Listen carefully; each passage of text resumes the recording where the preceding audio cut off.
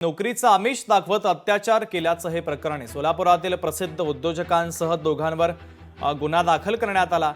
पीडित महिलेच्या विरोधात एक खंडणी मागितल्याचा गुन्हा दाखल करण्यात आला। संस्थेमध्ये नोकरीचा आमिष दाखवत महिलेवरती अत्याचार केल्याप्रकरणी सोलापुरातील प्रसिद्ध उद्योजकासह दोघांवर गुन्हा दाखल झालाय। तर या प्रकरणातील पीडित महिलेच्या विरोधात सुद्धा 1 कोटी रुपयांची खंडणी मागितल्याप्रकरणी गुन्हा दाखल करण्यात आलेला आहे।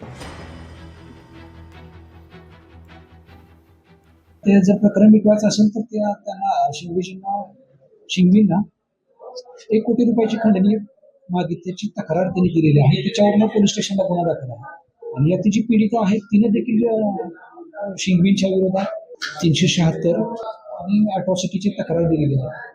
दोन्ही तक्रारी त्यांच्या म्हणण्याप्रमाणे घेऊन पोलीस स्टेशनला गुन्हा दाखल केलेला आहे।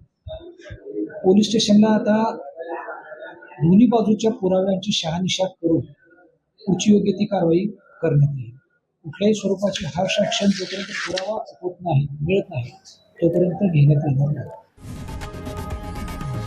लोकशाही मराठी ऐका, पहा, जागरूक रहा।